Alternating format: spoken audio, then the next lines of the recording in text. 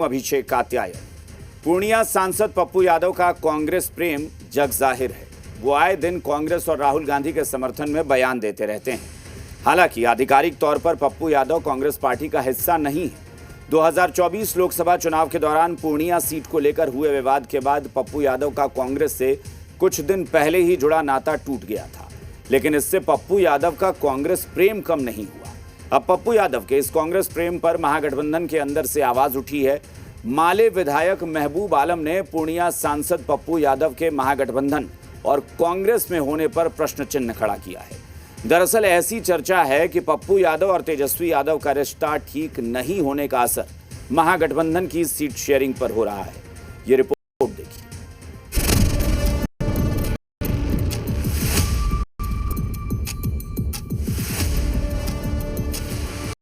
बिहार विधानसभा चुनाव से पहले बयानों तीखे तीर खूब चल रहे हैं।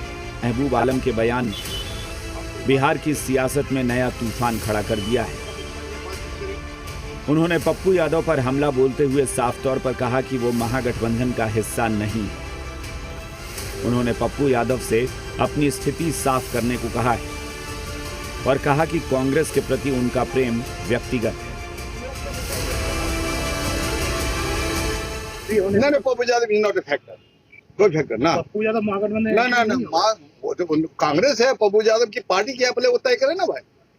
अभी अचानक फिर जन अधिकार पार्टी का नाम ले रहा है, पार्टी को डिसॉल्व कर दिया उसने।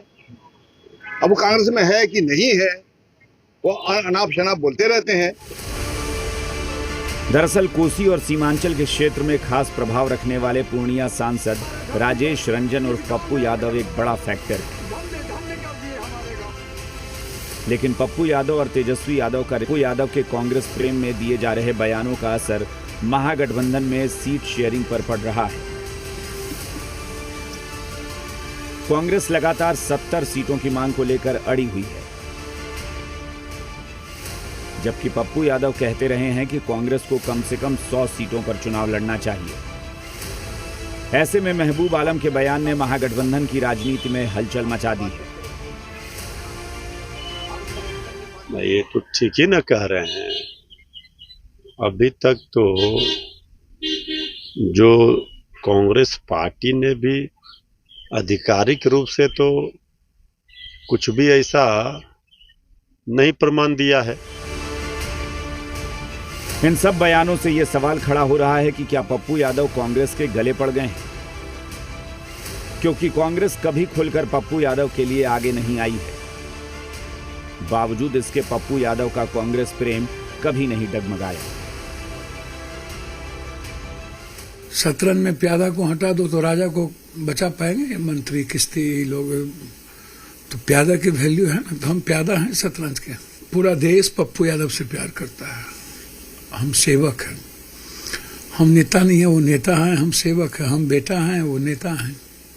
तो बेटा और नेता में फर्क तो है ना। हमारी वजूद हमारी जनता है, हम भगवान मानते हैं उसको। अब वो तय करता है वजूद के बारे में, कहाँ है नहीं है। अब इनको जनता का पता ही नहीं है।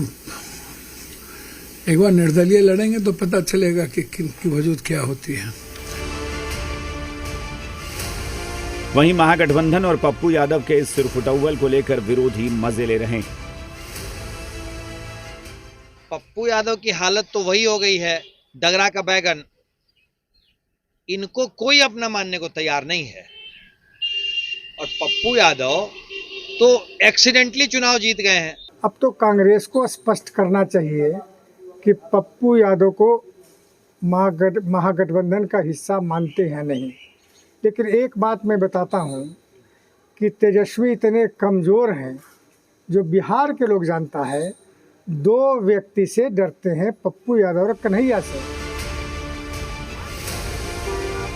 बहरहाल कोसी और सीमांचल की सियासत में गहरी पैठ रखने वाले पप्पू यादव को लेकर राजनीतिक गलियारों के साथ चौक चौराहों पर अक्सर ये चर्चा होती है कि उनके और तेजस्वी यादव के रिश्तों की गांठ सुलझेगी या नहीं।